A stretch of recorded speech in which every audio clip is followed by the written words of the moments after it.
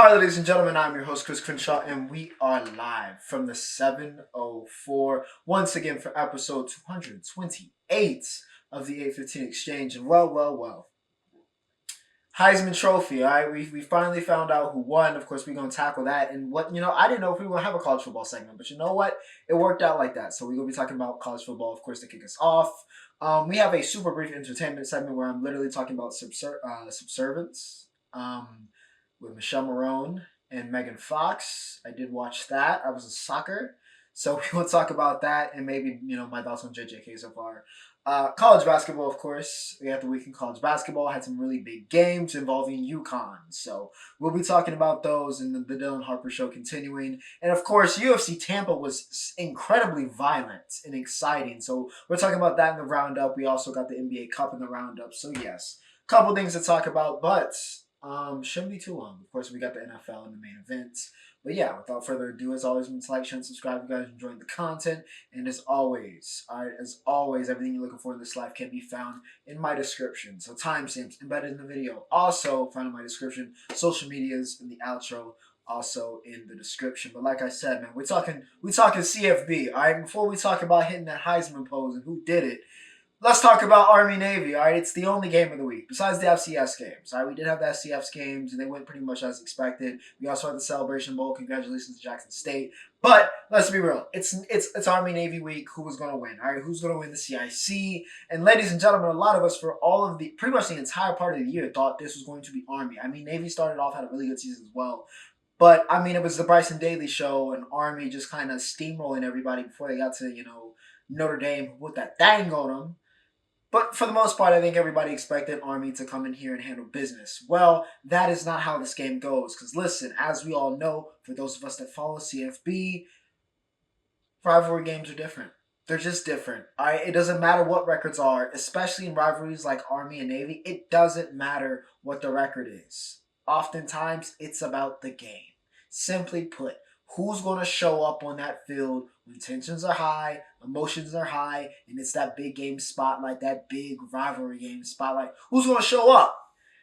One team, one quarterback showed up. The other one, boy, did he wilt. All right? And Navy, yes, Navy, the midshipmen get it done and win the CIC. And you know what? Beat Army. They got bragging rights. 31-13. All right, Blake Horvath had a huge game. 311, 4 touchdowns. He stole the show. 204 yards and 2 touchdowns by the way of that rushing. I think that was his third 200-yard rushing game of the season. Bryson Daly, Heisman candidate. Technically, he got Heisman votes, so I can call him that. Had an awful game. All right, saved his worst game for last. 3 picks. He didn't play this bad against Notre Dame. 3 interceptions in this game.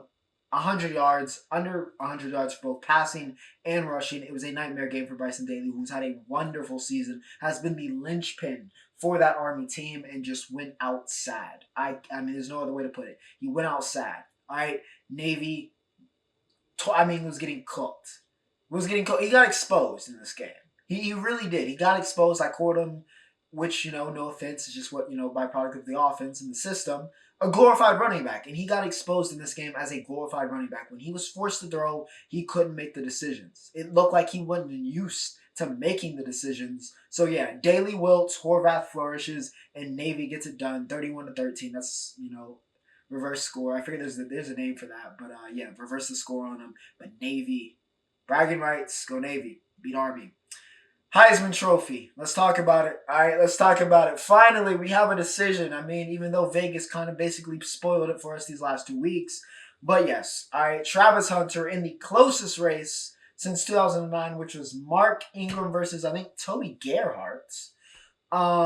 Fitting. Very fitting candidates considering the 2 we had here. But yeah, Travis Hunter does, in fact, win the Heisman Trophy.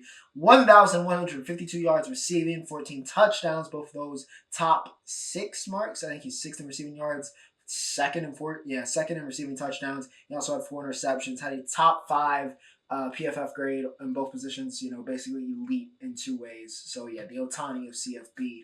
But Trav does win the Heisman. A lot of people made some very nice money off of that as well. Jeanty finished second.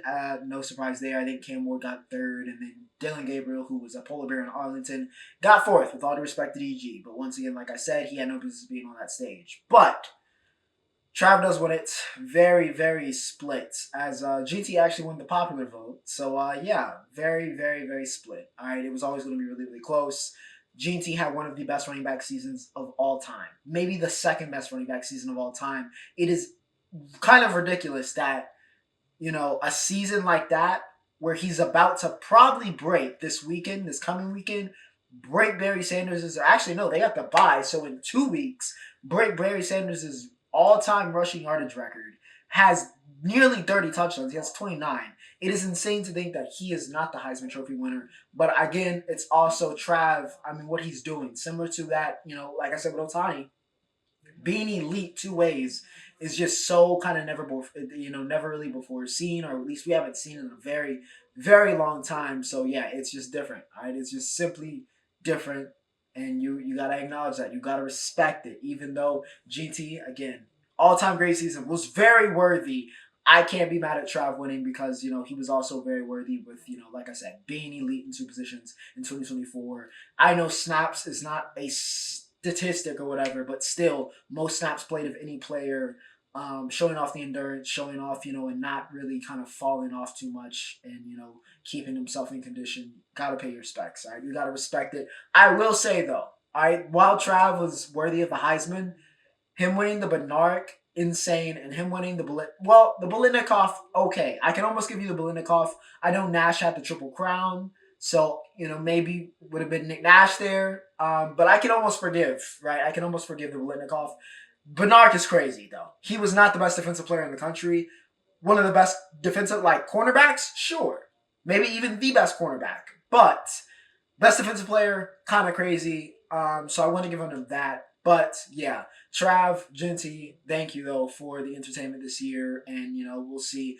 They both have at least one game left, so we'll see what the two very worthy Heisman winners have in store here with the postseason. But yeah, Trav gets it done. He wins the Heisman. Now, let's see. You know what? Let's go to let's go college basketball. You know what? Let's go college basketball. Let's go to CBB. All right, let's go to CBB because my, we need to have some conversations. All right, it was Notre Dame and UConn. Of course, I'm talking about the women's game, but Notre Dame and UConn, 79-68. Notre Dame wins this game. Of course, as he Fudd. Unfortunately, I just don't know if her body's going to hold up. I'm gonna be completely honest with you, UConn fans. Another very uncomfortable conversation. I don't know if she's ever going to be that player that I think a lot of people think she is or want her to be, because I don't think her body is just going to hold up. I think she's just one of those players that's injury prone, and she's not going to be able to stay on the court. With what she's given us so far in her 4-year career, she hasn't played that much. She had one stretch where it was like, she could be that number one recruit she was coming out of, high school. But besides that, it's mostly been her trying to come back from injury and then getting injured. It's just been a cycle. So, respectfully, don't know if Azzy's ever going to be that girl. But she was missing in this game for UConn, so maybe something to acknowledge. But I don't think it would have mattered, all right? Because it's very clear who has the best guard combo in college basketball. And I said it earlier in the year. I think I said it when they played USC. I'm going to say it right now. Hannah Hidalgo and Olivia Miles are the best. And not only that, respectfully, Hannah Hidalgo might be the best player in the country. Certainly should be player of the year, front runner right now. Who is, defensively in her offensive impact, who is better than Hannah Hidalgo? She's a killer, and she was a killer in this game. 29 points, 10 rebounds, 8 assists, and 3 steals for Hidalgo as she puts to bed, going against who a lot of people expect to be the best player in college basketball. The number one overall pick in this year's draft, bar, something completely falling off, and Paige Beckers. Paige had a very silent 25. The quietest 25 you'll ever see. While on the other side, Hidalgo was making it very known. I was making it very known to the Notre Dame faithful, to everybody, making it very known who was the best player on the court. And it was Hannah. All right, it was Hannah. Got to give a shout out though to King as well, 16-12, and Sonia Citron, who had to guard Paige for pretty much the entire game. So yeah, that's obviously not an easy assignment. She did a great job, even though Paige still got 25. But yeah, like I said, it was very quiet 25, and it really does kind of beg that question of, Paige is obviously elite, okay? I'm not questioning, whether Paige Beckers is elite or even one of the best players in the country or even Paige Beckers, right? I'm not questioning that. But the thing that separates all-time greats, that separates superstars, right? I don't know if Paige has. She's very clearly one of the best, but I don't know if I can call her the best because she just does not have that. I haven't seen her have that ability in these big games to take over a game, right? And it really strikes in the shadow of what we just had with Caitlyn, who obviously might be the greatest, women's college basketball, one of the greatest. All right, she's in that conversation. She's on the Rushmore of great women's college basketball players ever, right? We saw how she, and of course that system was designed for her, and she's Caitlyn, but she took over these games, right? She was that girl. It was undisputed. The game ran through her, and in a big moment, the ball was in her hands, and she was going to make that play happen. She was a superstar in its purest form. I see that in Hannah Hidalgo. She's risen to the occasion multiple times in these big games, and she continues dominating outside of those. Paige, I haven't really seen. We've seen her show up in big games, not saying that she's shied away from the spotlight, but I haven't really seen her take over the game that I've seen Caitlyn and Hannah do, right? Especially in a big moment. So I need to see Paige, not saying she doesn't have killer instinct, but I need to see that from Paige. Prove why. All right, sometimes when you're the best, especially in college, prove it. Leave no doubt. Sometimes, as we say, to put it most brutally, you gotta let your nuts hang. All right, and I need to see Paige let her nuts hang on somebody. All right, and just be like, I'm her. All right, I'm her. I'm the best in this game. I'm about to leave no doubt. I'm taking this over, and I need to see Paige take over the way that we've seen, Caitlyn in the past take over, and right now in this current era, we're seeing Hannah Hidalgo take over games. So yeah, Notre Dame makes a statement, takes out UConn. Also, that happened this week in women's college basketball of note. Tennessee hit a NCAA record 33 pointers on NC Central. Good God. Okay, they put up 139 points. BTA, all right, BTA, the second worst beatdown besides what Joaquin Buckley did to Kobe Covington. But we'll talk about that in the roundup. Let's talk about the UConn men's team, all right, because they had a much better game against their ranked opponent this week, 77-71, and it was their freshman phenom again, Montverde.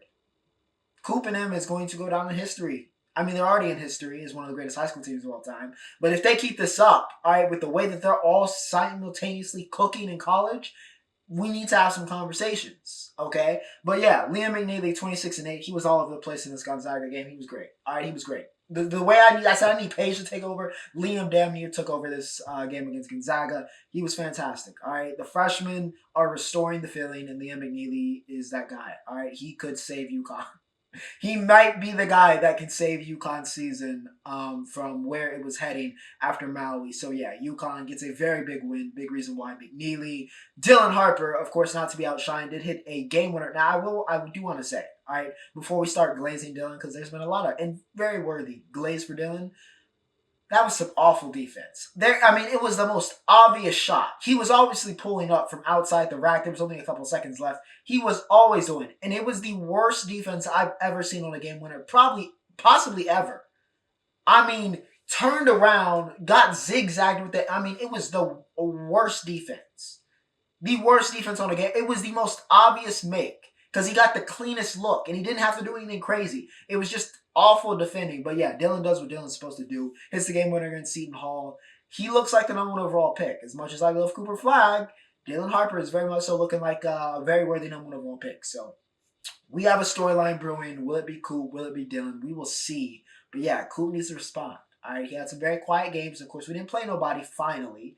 But yeah, Coop needs to show why he's Cooper Flagg. All right, and I have faith in him, showing why. But Dylan Harper is looking like that guy. So yeah, shout out to Dill. Rutgers is going to be a very interesting team, like I said. With they're going to lose to some teams, but they also have the talent with him and Ace to beat anybody. So yeah, we'll see what happens. But yeah, Rutgers, Dylan Harper is that guy. Entertainment, which is quite literally just me talking about Subservience. Subservience. Yeah. Came out on Netflix, of course. It is the movie where Megan Fox plays an android, okay? It was It was interesting. It wasn't the worst movie. All right, it wasn't Craven, which I did not watch. All right, I'm not watching. The thing has a my shoe size is bigger than what it debuted on Rotten Tomatoes. I'm good. I'm good. All right, Sony. I'm glad y'all are retiring from the Spider-Man villain making business because y'all don't need it. All right, Morbius. Okay, Madam Web, and now I mean the big three of just terrible movies. I mean, Shaq with bigger shoe size than the score you got on these movies is insane.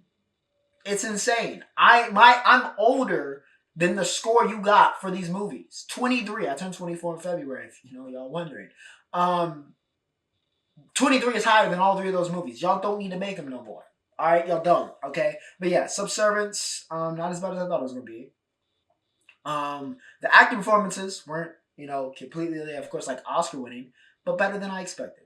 I will say they were better than I expected. Okay, Marone was better than I expected, but yeah, it's nothing crazy. It's nothing crazy. But if you want to see two very attractive people play a very solid role in what is not the worst movie of all time, then this is the movie for you. So yeah, Subservience, not as bad as I thought. JJK has been heat. All right, I watched the movie. Very good. And now I'm on season 2. About to download Crunchyroll for that actually. So yeah. JJK Path going great. But yeah, nothing really happened in music that I didn't talk about in the reaction. So yeah, nothing in music this week, which it's that time of the year where Rolling Loud is going on and nobody's dropping. So yeah, that's about it for entertainment. We will be moving on. The NFL, all right. You see how I cut that. You see how I cut that. You see how we trying. All right, we dipping in the back a little bit. But anyways, all right. Enough of the self glaze. Let's talk about the NFL slate. Of course, my favorite team versus my city's team. Now, some of you may be wondering, Chris, did you go to this game? It was in Charlotte. It's your favorite football team, the Dallas Cowboys. Obviously, you would go to this. No, I'm not. All right, it's 40 degrees outside, and I'm not watching two horrible teams. But we did win, so maybe I should have. All right, maybe I should have. All right, the Cowboys get to win 30-14 because the Panthers, at the end of the day, are still the Carolina Panthers. All right, despite all the development, despite all the improvement, they are still the Carolina Panthers. And somehow, some way, ladies and gentlemen, I hate to break it to you, but the Cowboys are 6-8, so 8-8 just seems inevitable. All right, it just seems inevitable, even though you can't finish 8-8 anyways. You can either finish 8 or 9 or 9-8 because we have. I don't like it. By the way, I don't like it. I'd rather have the even over the odd number of games, but it is what it is. Okay, but yeah, Bryce, not his best game. Not completely his fault, but also not his best game. He did have 2 picks in this game. Panthers run game just really never got going. Jalen Coker had a huge 83-yarder, which makes his box score look good. But honestly, Panthers couldn't really generate that much offense. It was one of the best defensive performances, maybe the best defensive performance we've seen from the Cowboys all year. Honestly, one of the most complete games we've seen from the Dallas Cowboys all year. Cooper Rush, all right, 214 and 3 touchdowns. I got nothing bad to say about Coop. Rico Dowd has a third straight games over 100 yards. He had 149. CeeDee Lamb continues to be one of the best receivers in America and in the world. 9 receptions, 116, and a touchdown for CD. Micah Parsons was Micah Parsons. We sacked Bryce 6 times. Micah had 2 of them. And yeah, the Panthers get it done. Butter Aubrey did miss another field goal, so that was the one, I guess, bad thing that happened in this game. But besides that, happy days. Happy days for my Cowboys in the 704. I had a really good weekend, so yeah, I guess that's kind of like the cherry on top. So yeah, Cowboys, how about them? Ravens and the Giants. Again, I don't really want to talk too extensively about the Giants at all this season because they are the worst team in the league. All right, just calling a spade. This is the worst football team probably in the league. Okay, they got Tim Boyle at quarterback. All right, this was a great game for Lamar Jackson. The stat pad, that's exactly what happened. All right, the boy had 21 for 25, 290 and 5 TDs. All right, Derrick Henry didn't go too crazy in this game, but yeah, Lamar cooked up. Rashad Bateman had 2 touchdowns. Like I said, I don't want to talk too much, even though it'd be cool to highlight Lamar, but that's all I'm going to get off of this for this game because yeah, again, the Giants suck. It's we know what's going to happen. The Jets and the Jaguars came down to the wire because, of course, it did. 2 teams that absolutely suck this year, but the Jets were competent for just enough of this game to win it 32-25, and they won it late. All right, Breece Hall punches it in. Honestly, the fourth quarter of this game was electric. All right, Brian Thomas Jr. got it, gave the Jaguars the lead to start this thing off. Mac Jones playing quarterback for the Jags. Devontae Adams then caught a 71-yard bomb, took it all the way to give the Jets back the lead. Then Cam Little ties it with like just under 2 minutes to go. And then 50 seconds later, Brees knocks it in, and the Jets do hold on to win this game. But yeah, plenty of fireworks. A-Rod had 289 and 3 touchdowns. Devontae Adams had 9 receptions, 198 and 2 touchdowns. This was a game so good for A-Rod and DA that it would bring tears to a Packers fan's eyes. And maybe it did if you were Packers fans, because it probably felt very nostalgic. Mac Jones had a very Mac Jones game, which means he threw the ball entirely too much. He also had probably under 300 yards. That's what happened. And 2 touchdowns and 2 picks. I mean, it's the most Mac Jones game ever. He even had like a slick taunt that makes you think, hey, Mac got a little bit of... No, he doesn't. No, he doesn't. So yeah, the most Mac Jones game ever. Brian Thomas Jr., by the way. I know we've talked a lot about young receivers, whether it's in the college game or even in the NFL. Brian Thomas Jr. has been a great pick for the Jaguars, by the way. A great pick. He's looked like potentially a future number 1. 10 receptions, 105 and 2 touchdowns. I know it's been a bad year for the Jags, but he has been a bright spot. He was a bright spot in this game. But like I said, man, all right, A-Rod, DA had a classic game, and the Jets were able to hold on. Though, despite it being 2 very bad teams, it looked evenly matched, and it ended up being a really entertaining one. So yeah, Jags... Tank continues. Commanders and the Saints. All right, the Commanders and the Saints. Jalen Daniels had some magic, and the Saints made this game look way closer than it had any need to be. But, yeah, this was Jalen Daniels getting his get back. Probably the best game we've seen from JD in a minute. Of course, it was the Saints, because they have been kind of, tanking. Let's be real. Alvin Kamara did have that great catch. But, yeah, 20-19, this game was not that close, though. Commanders get the win. Bengals and the Titans. All right, another game. Nothing too crazy, though it had some very exciting things happen. Like, I think T'Vondre Swift, I think that was this game, right? Where T'Vondre Sweat, excuse me, picked up that ball, 366 pounds, and put a clean stop. I mean, he looked like a 360-pound Derrick Henry. All right, that was beautiful. All right, we love when big boys pick that thing up and try to run that thing. We loved it. All right, so shout out to T'Vondre. Unfortunately, despite that probably being one of the big highlights of the week, the Bengals did still put that thing on them. But you know what? That's a good thing. That's a good thing for Titans fans, because y'all ain't trying to win anyway, okay? Y'all are not trying to win any football games anyway. Joe Burrow looked human in this game, though. All right, did throw 2 picks, was under 300 yards for it feels like the first time all season. Chase did not score a touchdown. Sure, he had 9 receptions, 94 yards, but he didn't score.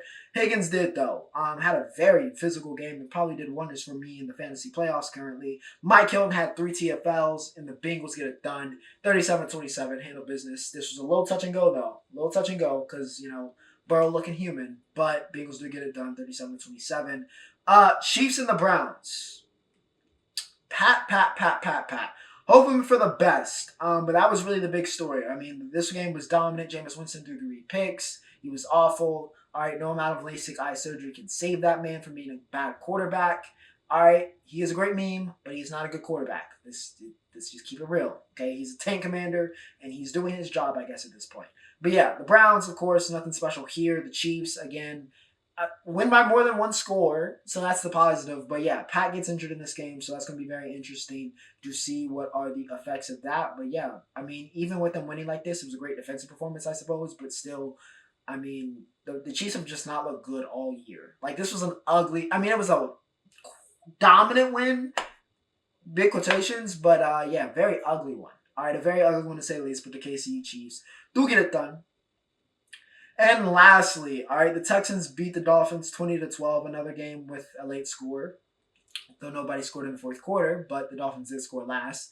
That made this one feel a little bit closer than it was. Tua had a disaster class. He also had 3 picks. And he also threw a hospital ball to Grant Dubois. So as a Charlotte 49er alumni, I do wish the best for Grant. That was very scary in all seriousness. Cutting the jersey, taking off that's always never usually a good sign. So again, wishing the best for Grant. Watched him when he was here in Charlotte. So, yeah, again, wishing the best to a little bit of a hospital ball, but, a little bit of also that's a throw that's made in football, but, unfortunate. Unfortunately, Caleb Bullock, of course, of the USC Trojans, is the one that delivered the hit. So, yeah, just really unfortunate situation that really kind of dominated this game, which was not that thrilling of a game, to be honest with you. Really not that thrilling. To put it in perspective, the Texans won this game. Stroud played a much better game this week, but he only had under 200 yards. And the leading rusher was Dabo, it was Dabo. One carry, 35 yards. That was the leading rusher for the Texans in this game. So, yeah, nothing too pretty, but they do dominate defensively, and the Texans get the win. But, yeah, wishing the best for Grant, and hopefully he is okay and it's nothing too serious. Because, yeah, very scary moment there. And that was the first slate. All right, the second slate for this week looks much better, but we'll talk about that after this cut. Like I said, after the cut, we back to it. All right, afternoon slate. It was kind of a stacked afternoon slate. Plenty of playoff implications at bay here. Kicking us off here, the Broncos and the Colts. Listen, Bo Nix had a very, very up and down game. My goodness. It honestly was not a very good game. Honestly, neither quarterback was very good. There was 5 combined interceptions in this game. 2 from AR, 3 from Bo. Jonathan Taylor had that fumble at the goal line. I mean, it was a no good, very bad game. But the Broncos did win 31-13. Handle business. They were powered by a huge fourth quarter. A huge fourth quarter. They did it down 13-7 at halftime. Fourth quarter, they came back. Nate Atkins, that Nick Bonito, I guess they're calling it a fumble recovery, but complete, gaff from, the Colts. Tried to do the reverse. Bonito jumped on it, took that to the crib, and then Cortland Sutton caught that 20-yarder to put it to bed. But yeah, this was not a pretty game by any means. PS2 had that interception. However, he did also get injured in this game. So yeah, that's going to be very intriguing for the 9-5 Denver Broncos, ladies and gentlemen. Bo Nix leading them to the playoffs, I suppose, in year 1. So yeah, we'll see. But the Broncos do handle business against the Colts. The Cardinals take care of the Patriots. I would have been very concerned if they didn't. James Conner had a big game. He had 2 touchdowns, but this was pretty much expected, so I'm not going to laminate on it. But yeah, Cardinals get the win. They move to 500. Of course, the big game of the week. All right, this is the big one. Maybe even a Super Bowl preview. All right, between what I think I've called the 2 best teams in the NFL this season, the Detroit Lions and the Buffalo Bills. And well, it lived up to the hype, but you might not have expected the winner, considering the Lions have A, been a buzzsaw, and B, were at home. But Josh Allen is just simply having the greatest 2024 a man could have, all right, especially in the second half. Again, maybe it's true. It is amazing what a good woman will do to you, because it feels like Josh Allen has gone to another level, because he was on another level in this game. Now, not that it's particularly surprising that a lot of points were scored in this game, but, Detroit, a little bit known for their defense. Buffalo dealing with some, injuries to their defense. So you may have not expected, almost 100 points combined, but here we are. 48-42. Buffalo holds on to get it done. Again, Josh Allen, in my opinion, cemented his place as the MVP. 362 and 2 touchdowns passing. He had 105 and 2 touchdowns on the ground. That's another 400-yard game for the boy and another 4-touchdown game for the boy. So, yeah, Josh, let me simply put, MVP. All right, he just went in against the best team in the league, dropped 48 on their head, and had 400 yards and 4 touchdowns. Nothing else really to discuss. All right, nothing else really to discuss. And excuse me, it was James Cook that had that 108 and 2 touchdowns. But still, nonetheless, Josh did have 400 yards over. He had 68 yards rushing. But, yeah, like I said, not much to talk about here. Not much to talk about in terms of Josh Allen, okay? He's the MVP. I know Lamar had a great game this week, but Josh Allen is the MVP for what he's done this season. And to not even out of, quarterback award, he's been the best player in the league. He was the best player in the league today. Not with that said, though, Jared Goff did have a big game. 494 yards, nearly 500 yards passing in this game. 5 touchdowns for Goff. ARSB had 14 receptions, 193 and a touchdown. 5 different Lions caught a touchdown in this game. So, big game there. Laporta had 7 receptions, 111. Gibbs had 2 TDs, 1 receiving, 1 rushing. So, yeah, if you like offense and entertainment, this was the game for you. It was the game of the week. 2 of the best teams in the league. Maybe a Super Bowl preview. Living up to the hype. And surprisingly, the Bills got it done. I think this is a statement-making win for them. I think it kind of puts the rest of the league on notice that, Josh Allen is real, and apparently so are the Buffalo Bills. So, to end it off,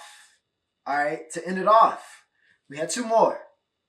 Bucks-Chargers, which the Bucks beat the brakes off the Chargers, which I didn't really expect. But again, the Chargers maybe got it too high. And like I said, balance in the NFC South has to waver. The Bucks have been wavering. They needed to beat the brakes off of somebody to get back up and look like they're going to be the ones before they eventually collapse probably in the coming week. So yeah, Baker Mayfield had a great game, 288 and 4 touchdowns. Mike Evans did Mike Evans thing. So yeah, Bucks beat the brakes off the Chargers. But listen, it was the Battle of Pennsylvania, the Pittsburgh Steelers and the Philadelphia Eagles, and the Steelers have not passed a single fraud watch check this season. I have no idea. I mean, Mike Tomlin, obviously, Hall of Fame coach, and he is powering this team. And of course, the Steelers team has some talent, especially defensively, even though Watt got injured in this game, though he had a really good game.